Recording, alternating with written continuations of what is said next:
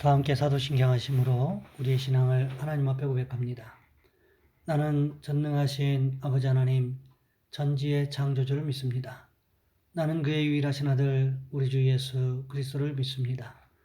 그는 성령으로 잉태되어 동정녀 마리아에게서 나시고 본디오 빌라도에게 고난을 받아 십자가에 못 박혀 죽으시고 장사된 지 사흘 만에 죽은 자 가운데서 다시 살아나셨으며 하늘에 오르시어 전능하신 아버지 하나님 우편에 앉아 계시다가 거기로부터 살아있는 자와 죽은 자를 심판하러 오십니다. 나는 성령을 믿으며 거룩한 공교회와 성도의 교제와 죄를 용서받는 것과 몸의 부활과 영생을 믿습니다. 아멘. 찬송가 210장입니다. 시온성과 같은 교회 그의 영광 한없다. 허락하신 말씀대로 주가 친히 세웠다.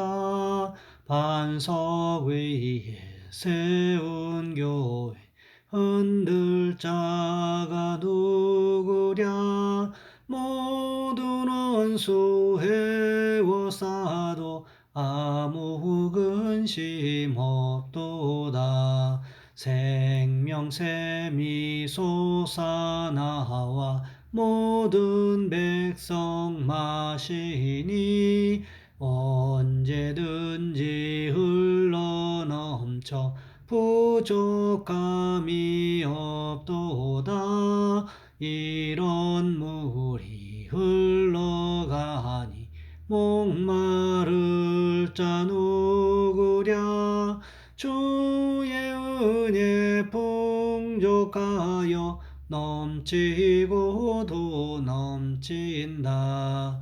주의 은혜 내가 받아 시온 백성 되는 때 세상 사람 비방해도 주를 찬송하리라. 세상 헛된 모든 영광 아침 안개 같으라. 주의 자녀 받을 복은 영원 무궁하도다. 아멘. 오늘 말씀 요한복음 19장에서 보겠습니다. 요한복음 19장 23절로 30절까지 말씀입니다. 제가 봉독해 드립니다. 군인들이 예수를 십자가에 못 박고 그의 옷을 취하여 네 깃에 나눠 각각 한 깃씩 얻고 속옷도 취하니 이 속옷은 호지 아니하고 위에서부터 통으로 짠 것이라. 군인들이 서로 말하되 이것을 찢지 말고 누가 얻나 제비 뽑자 하니 이는 성경에 그들이 내 옷을 나누고 내 옷을 제비 뽑나이다 한 것을 응하게 하려 함이로라. 군인들이 이런 일을 하고 예수의 십자가 곁에는 그 어머니와 이모 글로바의 아내 마리아와 막달라 마리아가 섰는지라. 예수께서 자기의 어머니와 사랑하시는 제자가 곁에 서 있는 것을 보시고 자기 어머니께 말씀하시되 여자여 보소서 아들이니이다 하시고 또 그 제자에게 이르시되 보라 내 어머니라 하신대 그때부터 그 제자가 자기 집에 모시니라. 그 후에 예수께서 모든 일이 이미 이루어진 줄 아시고 성경을 응하게 하려 하사 이르시되 내가 목마르다 하시니 거기 신포도주가 가득히 담긴 그릇이 있는지라.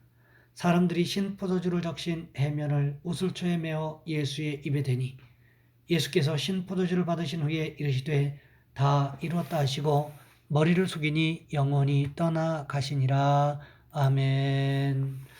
오늘 본문의 말씀을 가지고 십자가의 기도라는 제목으로 함께 말씀을 살펴보겠습니다. 평생 5만 번 이상의 기도 응답을 받았다고 하는 조지 뮬러 목사님. 60년 동안 10,000명이 넘는 고아들을 돌본 영국 고아의 아버지였습니다. 젊었을 때 방탕한 삶을 살았지만 그가 회개하고 하나님께 돌아와 고아의 아버지로서 존경받는 목사님으로 그의 삶을 마치셨습니다. 60년 동안 그 많은 고아들을 돌보면서 단 한 번도 사람들에게 손을 벌려 도와달라고 하지 않았습니다. 그냥 엎드려 기도만 합니다. 기도하고 또 기도했습니다. 매일같이 기도 노트에 그 기도 제목들을 적어놓고 기도했는데 주님이 응답하시고 또 응답하시고 응답하셨어요. 그가 세상을 떠난 다음에 그 모든 기도 노트를 살펴보니까 응답받은 기도가 5만 번이 넘었습니다. 거기에 이런 기도 내용이 있었습니다.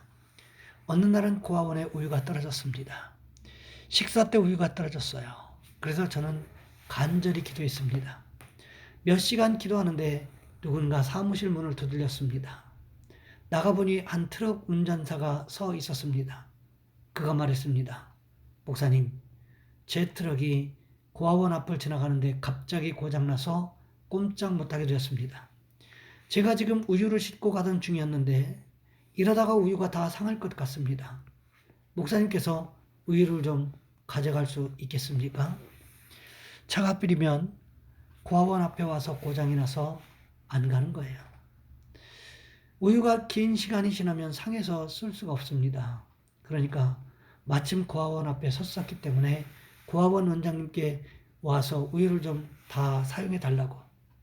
그래서 우유가 부족했던 그때에 모든 아이들에게 먹일 수가 있었습니다. 그런 기도에 대해서 이런 기록을 남겼습니다. 기도란 응답 받을 때까지 하는 것이 기도이다. 언제까지예요? 응답 받을 때까지. 기도는 모든 불가능을 가능케 하는 것입니다. 출애굽기 22장 23절 말씀해 보시면 그들이 내게 부르짖으면 내가 반드시 그 부르짖음을 들으리라. 그렇습니다. 우리도 하나님께 간절히 기도하면 하나님께서 그 기도를 들으시고 우리의 기도에 응답하신다는 사실을 믿어야 한다는 것입니다. 성도의 신앙생활은 기도 없이는 갈 수 없는 길이기 때문에 그러하다는 거지요. 왜 그렇습니까? 신앙생활은 기도가 동반되어야만 가능한 십자가의 길이기 때문에 그렇습니다. 오늘 본문에도 보시기 바랍니다. 우리 주님 십자가의 길을 가시면서 어떻게 하셨습니까? 그 십자가에서조차도 머리를 들어 하나님 앞에 기도했음을 성경은 기록하고 있다는 거지요. 예수님께서 십자가에 못 박혔을 때에 예수님 좌편과 우편에 함께 못 박힌 두 사람이 있었습니다. 그들이 누구였습니까? 마태복음과 마가복음은 동일하게 강도라고 기록하고 있고 누가복음은 행악자라고 기록하고 있습니다. 성경의 기록으로 보면 이 두 사람은 십자가라는 극형을 받기에 아주 당연한 사람들이었음에 틀림이 없습니다.